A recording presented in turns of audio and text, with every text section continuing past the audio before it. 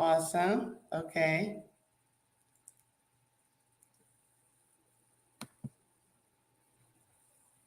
All right.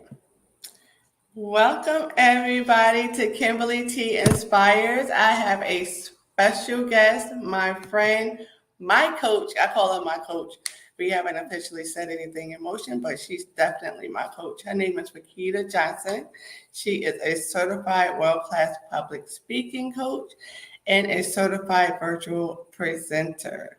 She is the founder and president of Roquita Johnson Public Speaking LLC, a public speaking training firm that transformed Christian thought leaders and experts from simply being public speakers to being powerful presenters. She's had worked with a variety of national nonprofit associations, private organizations, and speaker bureaus to help their people become confident, clear, engaging speakers and storytellers. Roquita loves focusing on bringing out the best version of someone who already is as a speaker instead of changing who they are authentically. Roquita is proud to be a co-author of Public Speakers Network, Amazon's #1 best-selling book, Speak Up, the ultimate guide to dominate in the speaking industry. Now, I am going to put all her links in the chat so that you can get in contact with Miss Roquita, but I am super excited that she's here with me today because we are going to learn a lot of different nuggets. Okay. Miss Roquita, how you doing today? I am doing amazing. How are you? I'm good. I am super excited to be here. Have you here with me today. I said this has to go off. I wasn't feeling so well earlier today, but I'm like, oh, we're gonna get it together today, girl. We're gonna get it together. You got Miss Roquita coming, and you got to show up. We're I'm not so canceling. Mm-hmm. I'm glad that you pushed through so we can converse. Yes, we're not canceling, we're not rescheduling because I got Miss Roquita on the line, okay? So I just told everybody a little bit about you, but you do so much. You do so much. Go ahead, tell. I know I just told the people who you are, but tell the people basically what made you start doing this. Like, what made you become a public speaker and want to teach others? I got into public speaking because I hated it. That's the God honest truth. I started getting training for public speaking because it was something I did not like to do, and I had to do it for work. I come from a marketing corporate background, and at one particular job I was working at, I was promoted quickly after 6 months. Great, but also horrible because that meant that I could not really hide behind my team members anymore. I would have to lead more of the team meetings, which meant that I had to speak up more. I had to give direction on what I needed the copywriters to do. What did I need the graphic designers to do? And something as simple, what we think is as simple as just having to oversee a meeting, that is still public speaking. It doesn't have to be a formal speech on a stage in front of 500 people.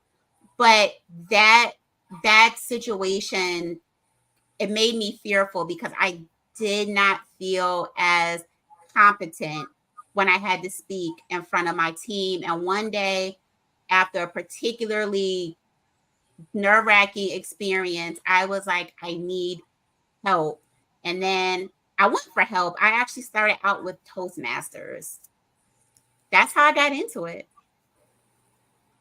Wow. And you just took off from there. You are so amazing. To watch all your videos, being mindful of all your nuggets. So I reached out to you because I felt that I shouldn't be the only one getting all your nuggets, helping people to get out there and do what God has called them to do. They feel like sometimes, oh, they're just the author. They just the author, so they don't have to do public speaking. I said, who's going to promote your book? Who's going to know that you're out there? And then when you're asked to speak, what are you telling them? What's your price, your budget, everything like that. So a lot of people kind of like downplay themselves. Oh no, I'm not a public speaker. I cannot even ask for that amount. They feel ashamed, like because this is their first time going out. They newbies, so they kind of nervous about going out there. So I know that we're going to have a lot to discuss today, coach to coach.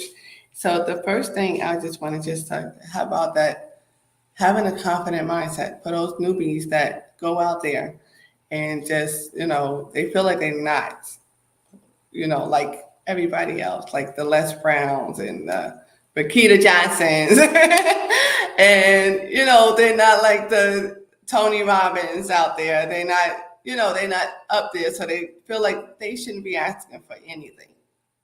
What would you say to those people? With anything else in life, it really does start in the mind. And I know that probably sounds really cliche, but it's the truth. When you hear some speakers, for example, some speakers, when they're saying, I feel like I can't grow my speaker business, or I'm not getting the money that I want to be paid for these speaking engagements, whether you're actually on the stage giving a keynote, whether you are doing a breakout session at a conference, whether you are doing a workshop for a client or a training, those are all speaking opportunities. But if you do not have the confidence to ask for it, it's usually because you do not believe that what you are providing has that value. And it could be the most valuable service that you are offering. It could be a training, for example, that this company really needs. But if you are not confident in the ask and asking for what the value is that you're providing, asking for what you're worth, the value that you are providing, you're never going to get it. You're never going to get it. I remember I had a business coach once, and she said she has clients all the time who, when she reviews the services that they offer, she can tell it's a very high ticket offer, way up in the thousands. She could tell that client that this is worth, whatever that amount is all day. She could tell them that all day till she's blue in the face. However, if that client does not believe, they don't believe it, and they don't feel confident enough to ask for that amount, then it's not going to happen. Nothing she can tell them is going to make up for the lack that they're feeling within. Do you understand what I'm saying? Yeah. That confidence that's not there, even though that service could be worth it. It could be worth tens of thousands of dollars.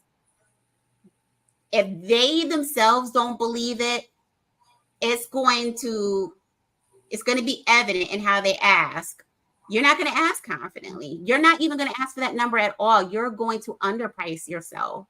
So I know that's something that I think new speakers more so feel, because after a while, when you've been in the speaking industry for a while, I think even if maybe you're not sure if they're actually going to accept that number, you're going to put it out there.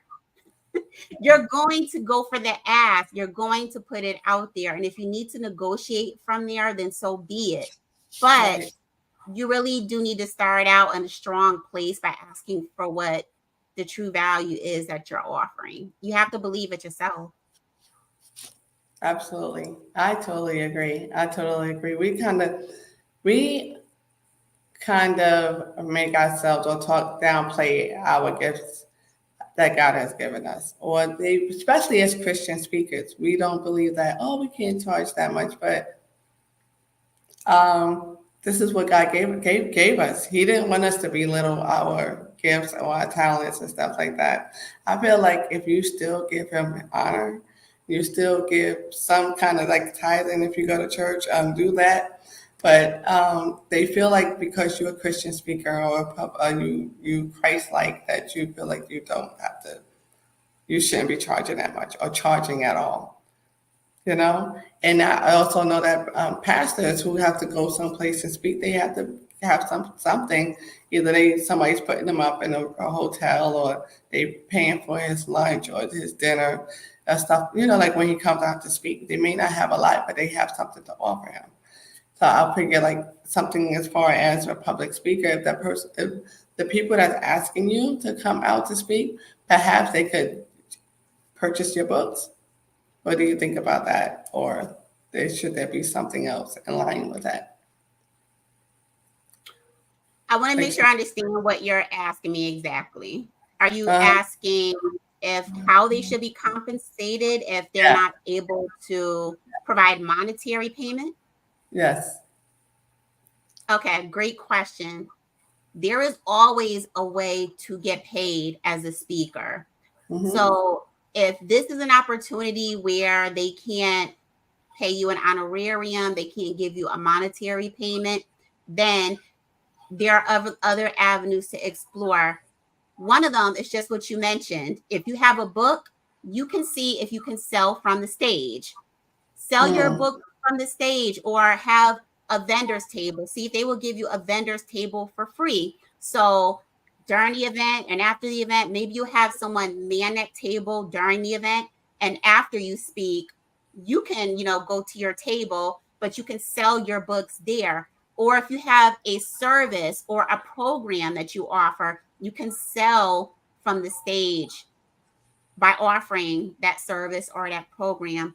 Or maybe it's something where they will have their videographer or their photographer give you a nice video recording of your video, your Right. presentation, give you some nice photos, because all of those things add value. You can always use those photos and promotional materials for yourself.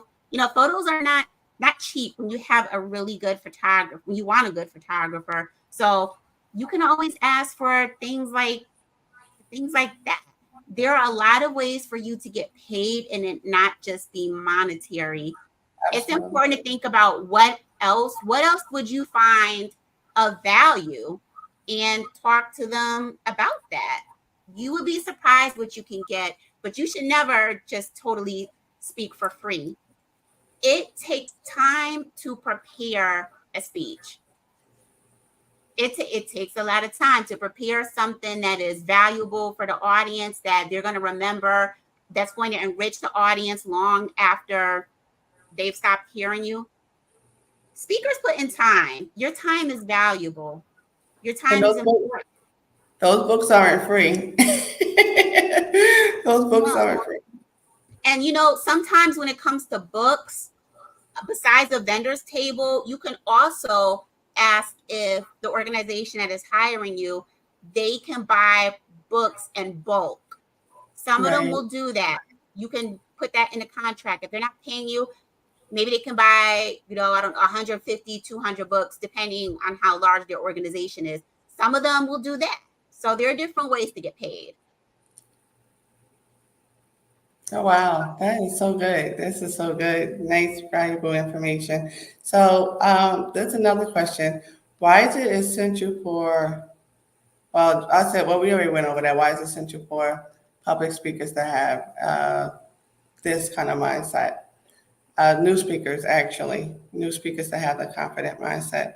So I believe that you answered that in the beginning, that we need to be confident speakers, right? So how can we improve our chances of getting hired again? So once you've been hired by your client, Yeah, getting asked back again. yeah, like expat, or probably perhaps maybe they want to refer you to another Well, place. number one, to get hired back, exceed their expectations, give them the very best that you can give them, whatever that was, that keynote, that training that you did for their organization. blow their minds with it. Whatever you promise, give them that and then some. Give them your best. So let's start there. No one wants to hire anyone again who they were not hitting it out of the park. They were not at least even meeting the standards or meeting the goals that were set for that keynote or that workshop. So that's number one. You need to exceed their expectations with that. But also getting hired again, I think a conversation is worth that. Let them know that you really enjoyed this speaking opportunity, talking to their people or training them. You would definitely be open to coming and speaking with them again. It never hurts to let people know that. Don't assume. You never know. They might want you to come back, maybe do a different training next year. I have a client like that in California. For the past 2 years, they've asked me to come back always around the same time of year. They know what my wheelhouse is: communication, storytelling skills, all of that. So they will ask me to do trainings within my expertise on different subjects, but still within my expertise. So you can do that. Tell them that you are open to coming back and doing a training. Go from there.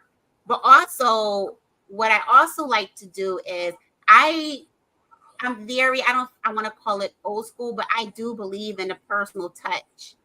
The personal touch is still very much important. Here's what I mean. Mm-hmm. One of my recent clients, our contract ended in mid March or so. I've been working them since last year, doing a workshop, a training with them every quarter. So what I did was, in addition to having a follow-up conversation with them, just seeing what my main contact, seeing what his feedback was, how he liked the trainings for the past year. I also like to send thank you cards to the people who have brought me in to speak to their people. And how often do you think people are sending thank you cards, handwritten cards at that? Mm. Have you seen one lately? Wow. Handwritten cards. It's such a simple That's little a thing. good, good idea. I keep I keep blank thank you cards in my desk. Like I always Wow. have a stash of them. They cost nothing. Like you can buy them at Walmart or the dollar store and get a pack of 8. But I handwrite my notes out, thanking them for choosing me. They really could have gone with anyone, but they decided to go with me. I am honored. I don't take that for granted. Thank you for the opportunity to speak to your people, to speak into them. I want them to leave better than how they came before we started the training. So I want them to leave better off. And then in addition, what I will often do is inside that gift card, I'll give them a gift card to some place that they can eat at or get coffee or tea, something like that. Whether that is usually like Dunkin' Donuts, something like that I know is probably everywhere, but something that I know is close in their area. But most people drink coffee or tea. It doesn't have to be anything grand, but it is a nice touch. And even one of my clients, that when I'm talking about that I finished up my last training with them in March, he texted me because he had my phone number and he let me know that he just got the gift card. I think he was out of the office for a little while. So he said, "Hey, I just got your thank you card. I got the gift card. Thank you so much." And I told him, "Thank you. Like you were the one that found me. He found me on Mhm. LinkedIn and brought me in as someone for his organization to consider to teach public speaking skills." So, I mean, he really was the one that I needed to thank. So, but it's little things I, like that. The personal touch really makes a difference. I love it, guys. You hear that? A personal touch. Go out and get those blank thank you cards and buy them a cup of coffee. Something that they will love. A tea, coffee, they can purchase anything. They will love I mean, who doesn't like anything in the mail, right? Who doesn't like gifts? Now, Exactly. It's not a bill. It's not a bill. It's a right? thank you card and a gift card. Right. It's not a bill. How long do you think that we should wait before that? Before reaching out, should we send it out right away? Should we send out the thank you cards right away as soon as we're done? Like if we're home, get in the house, we're done, we get ready to sit down.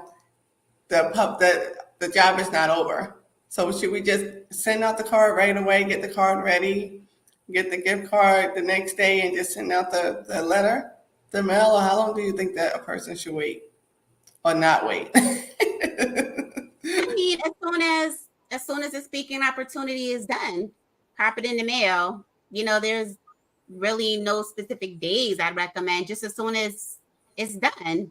I mean, if you do it that day, that's amazing if you have the cards on hand. But sometime during that week, I'll send out my gift card to thank them. I just want to make sure that I get it out, that I do not forget. I wanted to get it there sooner than later. But yeah, send it out soon. When I'm thinking about this in a larger, what's the word I'm looking for? In the grander scheme of things, it's Mm-hmm. not so much about the thank you card, but when you're thinking about when to reach out to this client about getting rehired again. Uh-huh. So, number one, immediately, like I was saying, to thank them for hiring you, letting them know that you are available if they want to bring you back in again next year, or maybe even before the year is up, they might need your services again. So I'm going to let them know that. But also around September, October, that's also, I would say, let me back up a second. September, October, those are times of the year when a lot of companies are doing their budgets for the next year.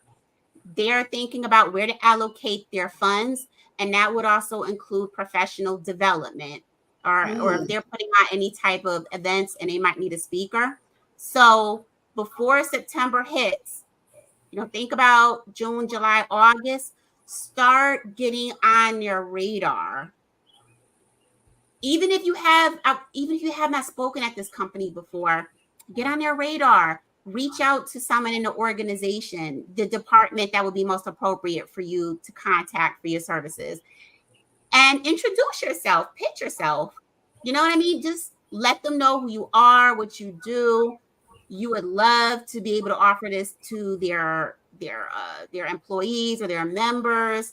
How would their audience benefit from what you offer? Maybe there is something that you've learned about them in the news recently. You can include that in your email as well.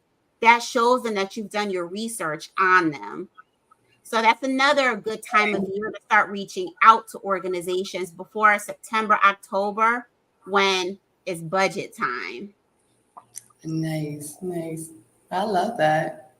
I love that. And because I know that people who have books, a children's book, so they should reach out to maybe nonprofit schools, elementary schools in their area, libraries. What do you think about the libraries? Because libraries actually want a free copy of your book. And do you think the libraries, I guess, because of the board of directors and stuff like that, could probably invite you out to speak. But as far as libraries are concerned, I don't think that well, for me, I don't think they actually reach out, as far as I know, to have speakers come out. Or should we not downplay? You never know. Should we not downplay the libraries and stuff like that? What do you think? As far as libraries getting your book, should we send our books out to the libraries or for children? I personally, I don't have experience with sending my book to sending it to a library. Mm-hmm. However, if especially the library is in your hometown, if you have written a book, you absolutely should reach out to them. Libraries, they are always looking for what's new, what would their audience be interested in. They have all different types of genres in a library. So especially if you're a hometown girl or a hometown boy, you're someone local and you've written a book, that's Mhm. something that they're going to look at that they would be interested in having. You know, more likely than not, they'll at least consider it. You're local, you have this book. So, absolutely. I mean, look at all of your options to get your book in there. If you're asking about the book because you're thinking it will lead to speaking engagements, then yeah, why not do that? Why not ask them about that? Get your book in there. That can open up the door to conversation about maybe if you want to do a book signing or at least to a speaking engagement, something at least some more visibility for you, period. Nice. Nice. So, should we ask for testimonials? What do you think about testimonials? Of course, what about testimonials? How should the testimonials be sent? Was it a video one, or people like to um, type them out and then send them to you in an email? But which one do you think is the best way to do it? Do a video testimonial of what your speaking engagement, or a handwritten or typewritten one, I should say? Well, number one, absolutely ask for a testimonial when you have finished any speaking engagement. Always have that as one of your post speaking tasks to do. And do it sooner than later because you want to ask while it is still fresh in your mind. Like, If you can get the testimonial, not just from the person who brought you in and they've had the chance to watch what you did as well, to experience it, but also from the audience. If you can get testimonials from them as well, that's good to do that, as many as you can get. What mhm. some speakers will do if they're on site, so not virtual, but if they're on site speaking, sometimes right after their event, like maybe you're at a conference where you were speaking, so you've got a break. People are so excited about what you've heard. People are coming up to you, talking to you. You can ask them if they'd be willing to give you a testimony on camera. I mean, they are still raving about you. They are still in a great mood about what they just witnessed seeing you. So you can always ask for a testimony right there in the spot. If people are comfortable speaking on camera, they will not have a problem. They'll do it for you. Not everybody is comfortable on camera. You can always ask for written testimonials from people. They can send it to you in an email. I I always tell my clients when they have a speaking engagement, better to ask for a video one. Put that out there first. See if they are comfortable doing a video testimonial.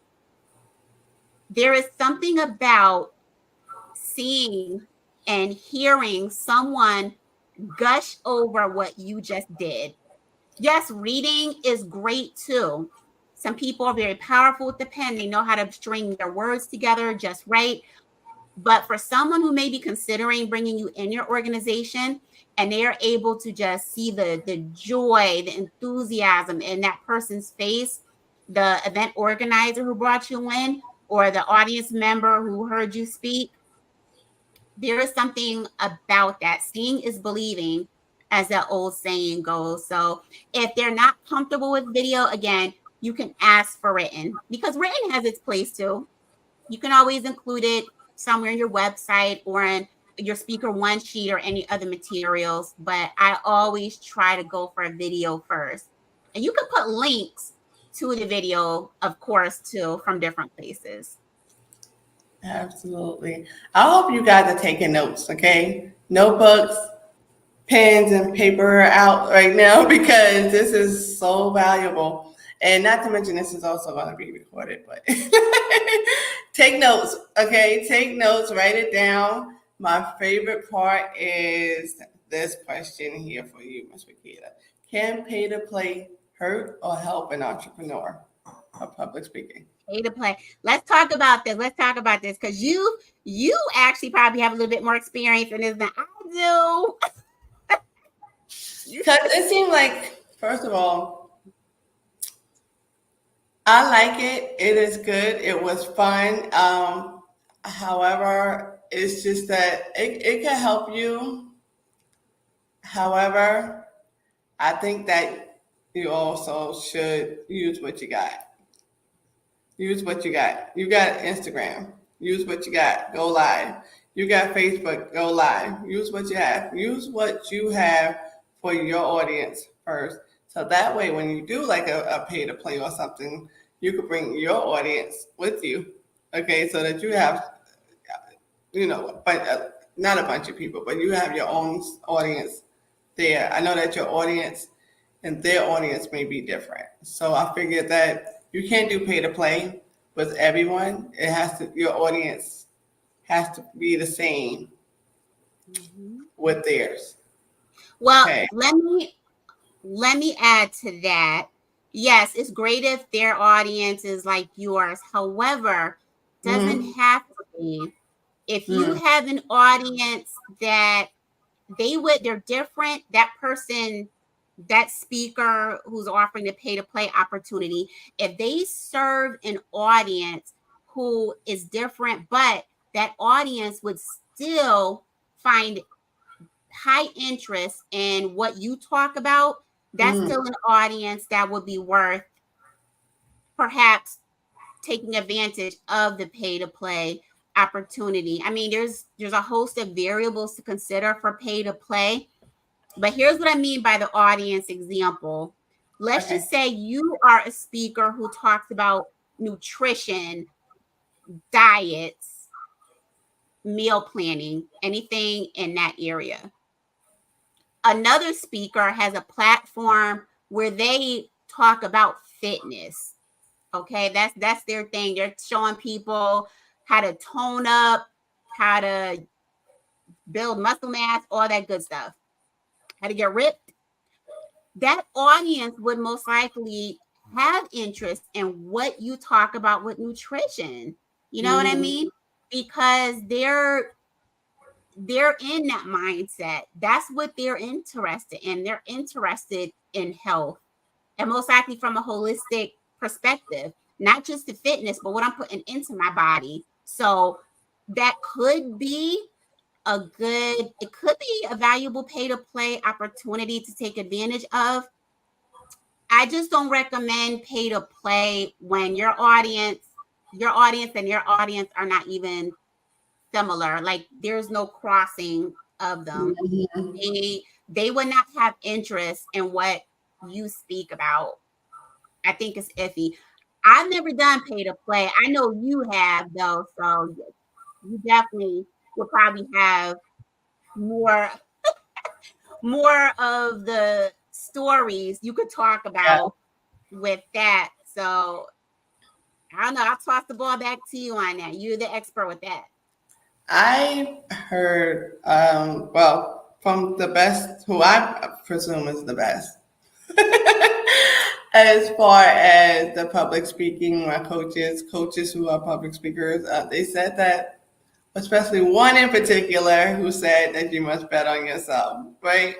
And I feel that bet on yourself first, and I feel that so much because I feel like you'll go out and paying for these different platforms.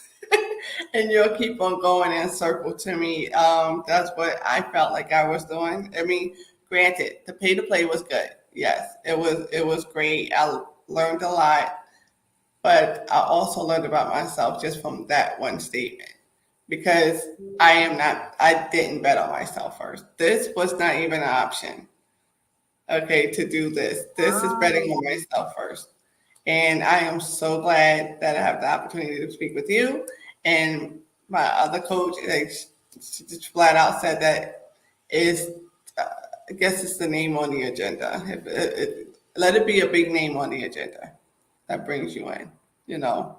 that's true too. If it's a big enough name, and again, their audience really does need to align with your audience. It needs to cross with them in some way.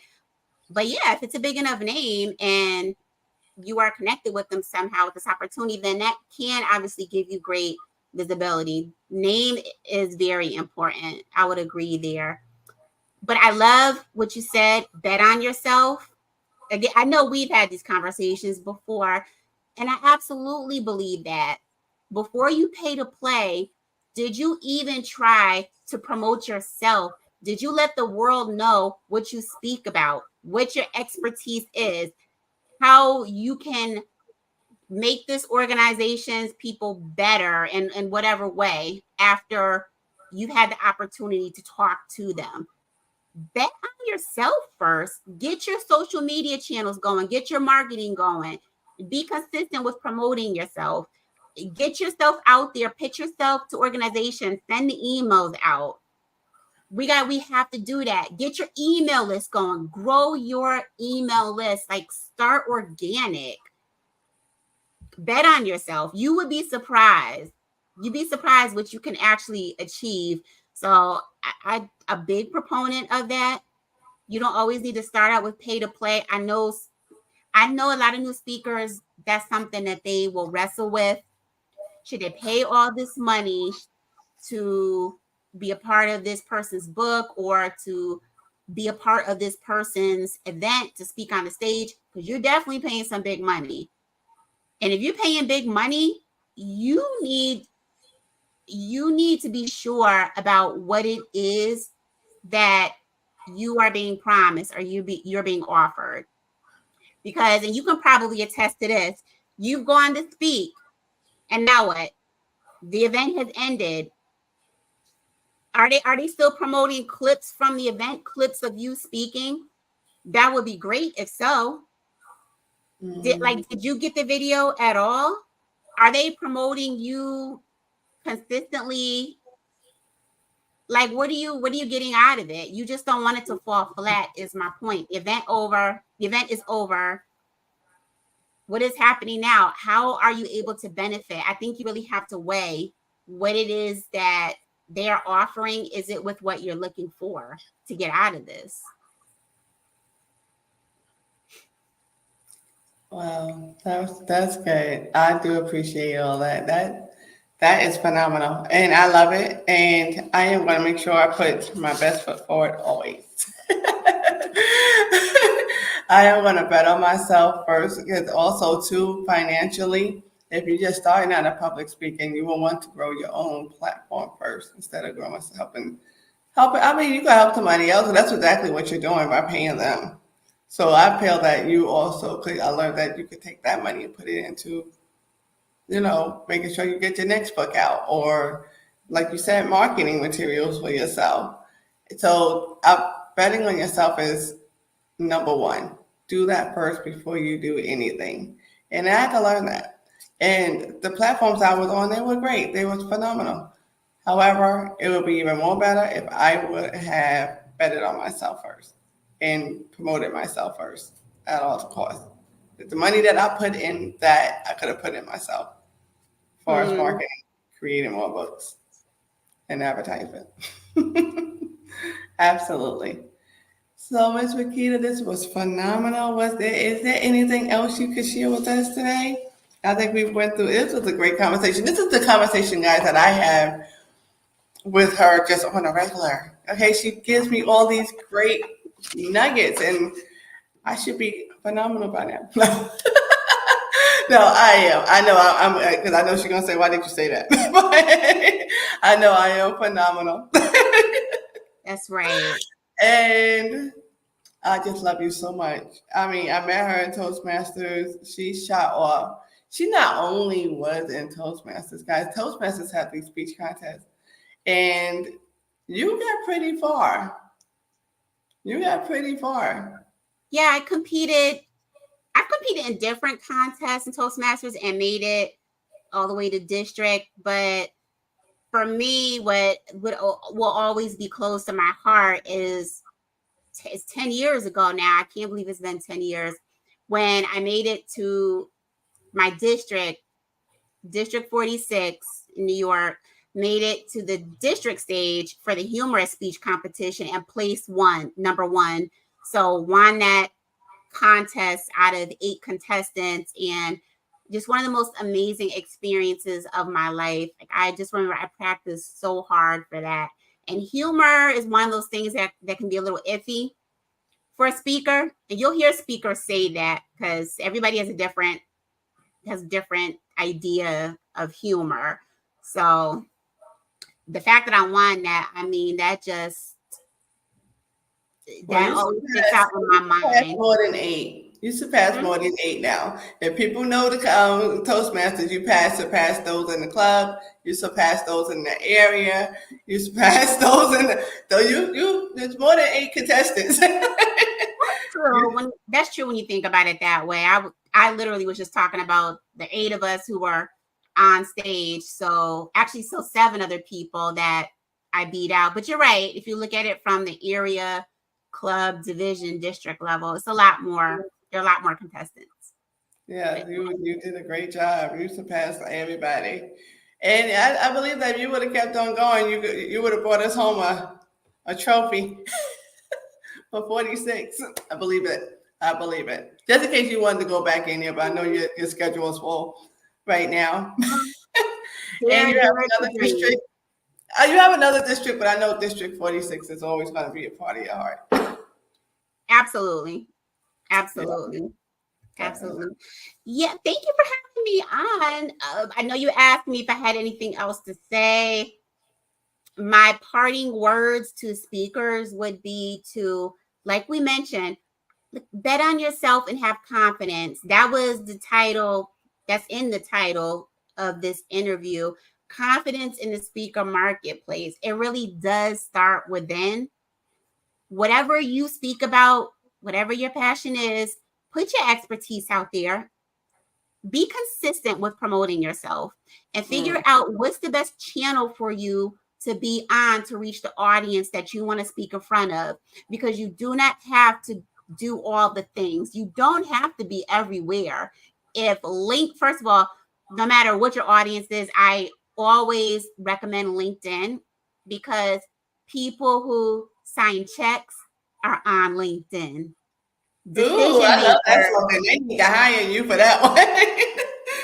No, I mean, but that's just That's the honest. truth. That Decision is true. makers are on LinkedIn. They might not be on Instagram, but decision makers, they have an account on LinkedIn more times than not. So get on there, promote yourself, make your expertise known, what you talk about, make connections on there.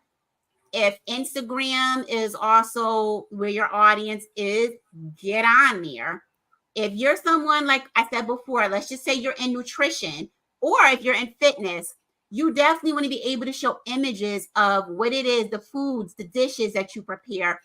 Show workouts, show some type of workout exercises that people can do on Instagram. Instagram is very visual, so that would be perfect for people who have this type of expertise.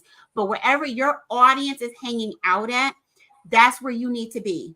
If you are an interior designer, if you speak about design, you need to be on Pinterest.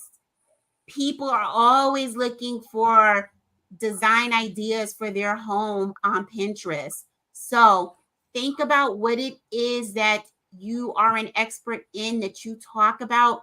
Go where your audience is. You do not need to be everywhere. Mm, thank you for that. That is good. That is good. You don't need to be everywhere. You And you can don't. start on your biggest. Should you start on your biggest platform? Well, YouTube is huge by itself. You could promote, YouTube. YouTube, and like you said, LinkedIn too. YouTube and You- LinkedIn. So YouTube. I did downgrade Facebook a little bit. I'm sorry, but you told me not to do that. But like you said, so I have all 3 lined up. Basically, Facebook. Listen, when you mention YouTube, if someone is a speaker, you absolutely need to be on YouTube. You're a speaker. People need to see you speaking. If you're just starting out and you're like, well, I don't have any video footage of me speaking somewhere yet, that is okay. Still get on YouTube, create your YouTube channel, start creating videos around your expertise, give some information, give some valuable tips, something that is going to catch the eye of someone who may want to have you speak to their audience. Start where you are, but just get started. But absolutely, you do need to be on YouTube if you are a speaker. YouTube is owned by Google. Google is the number one search engine. So YouTube is the number two search engine. You need to be there. You show up in results. If people are looking for something in your niche, your expertise, your video can show up in the results. So why wouldn't you want to be on there? Wow. Thank you for that. That is totally awesome. So again, what I need to do is actually tell us how we can find you. Tell us how we Yeah. can find you. Mm-hmm. You can go to my website. It is www.roquitajohnson.com. Or you can also find me on LinkedIn. You can also find me on Instagram. I have a lot of content on Instagram. And I've also got some stuff on TikTok a little, and then YouTube. I definitely have content on there. So please go to any one of these channels and check me out. Let's connect on LinkedIn. Let me know that you saw this video. This is how you found me on Kimberly's podcast. I would love to connect.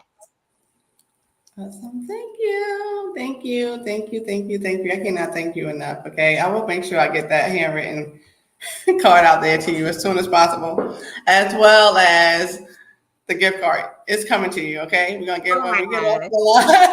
Because it's okay. Yes, you do. You deserve it. Everybody, you drink tea?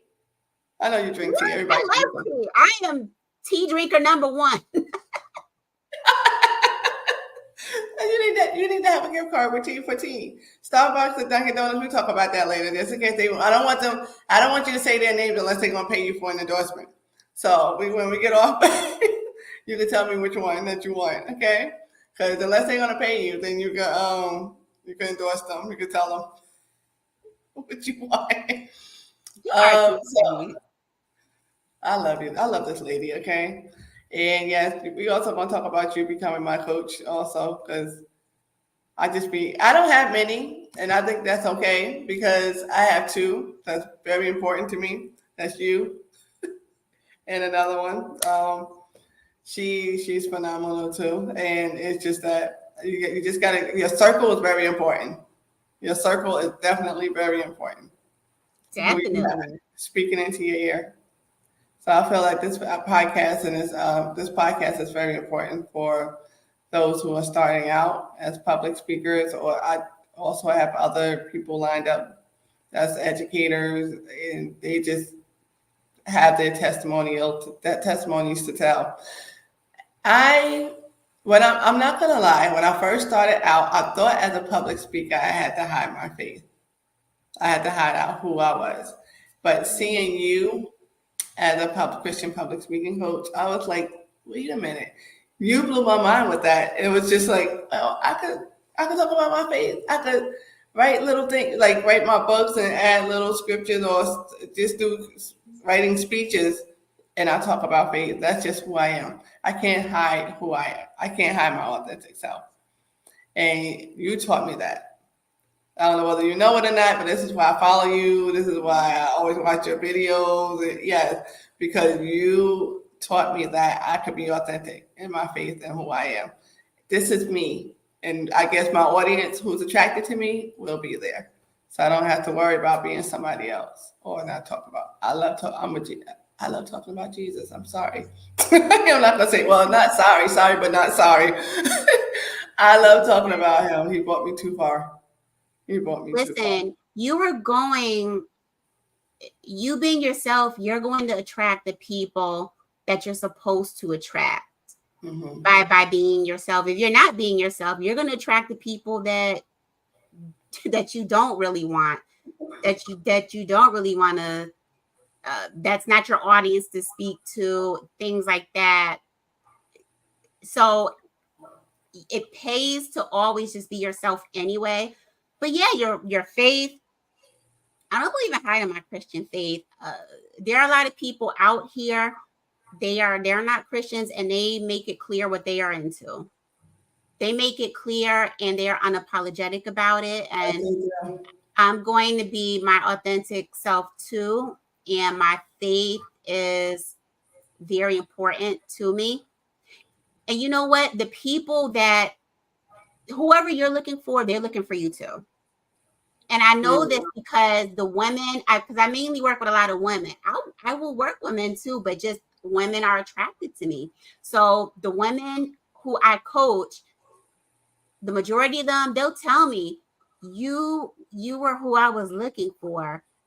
They'll tell me, I typed in the search engine, Christian woman public speaking coach, female public speaking coach, Christian, something along those lines. And I popped up high in the search engine results. So I've had my clients tell me that you were who I was looking for. So see what I mean? It just pays to be yourself, because whoever you are looking for, they are looking for you. You don't need to speak to everybody. We have a lot of coaches out here, and there is a segment for each coach. There's a segment for you. I wouldn't even want to coach everybody. I'm not interested in coaching everybody. I turned down clients, potential clients, people wanted to work with me for different reasons, but some of them they just weren't right. Which is why it's important to have discovery calls, because you want to see if this will be a good coaching client relationship. So, yeah. Oh, wow. I like that. Thank you for that. That's helpful for me, and I know that's going to be helpful for others. And I just want to say, I'll ask you again, is there anything else that you wanted to share? Because if not, I kept you for 2 hours. Well, for an hour. I kept you for an hour, a little bit over. Okay. No, I think I said everything I need to say before. Again, like you said in my introduction, I love working with Christian speakers. And not that you have to have a Christian speaking topic that you speak on, Right. but your faith is a big part of who you are. And usually people of faith, they do like to weave in their faith somewhere along their messages. It doesn't have to be a purely religious or a spiritual topic. You could be talking about money management, but we know money management is talked about in the word too. So you can always weave in those biblical principles if you want. There's a way to do things, but I just say all that. There is a way to do things. It doesn't have to be just a religious topic that you talk about. But you know who you are. I know who I am. So I won't have somebody on here doing tarot cards. Okay?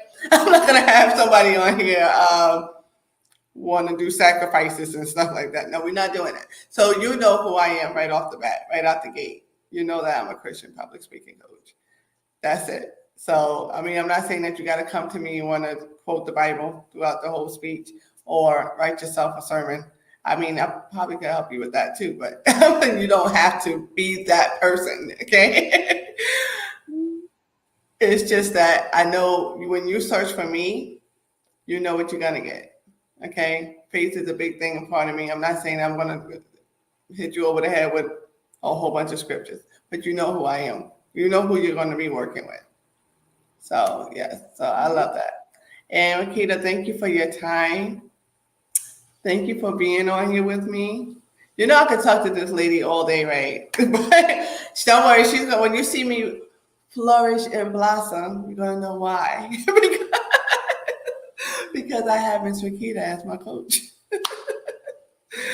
But I just want to say thank you so much for being here with us. And thank you for joining me. All right, everyone. I want to say good night and thank you for joining. And catch us back here for some more important videos that I'm going to constantly put out there to help us along. And yes, it's going to be some guest speakers. I always like to call them my co-hosts. Okay, I don't just say that they not, just guests. They co-hosts. They're my co-hosts. So I want to say thank you again for joining me today. Thank you. Thank you, my love. All right, everybody. Y'all have a good night. And we'll be talking to you soon. Don't forget to look, follow, subscribe to myself, my YouTube, my Facebook, and my LinkedIn page, Kimberly T. Mitchell. Again, you could Google me too, Kimberly T. Mitchell. You know, it's this one with the alopecia, okay? Make sure you look her up and make sure you look up Roquita. I left her links in the bio in the comment section below so that you can find her easily, okay? And everybody have a great night. Bye.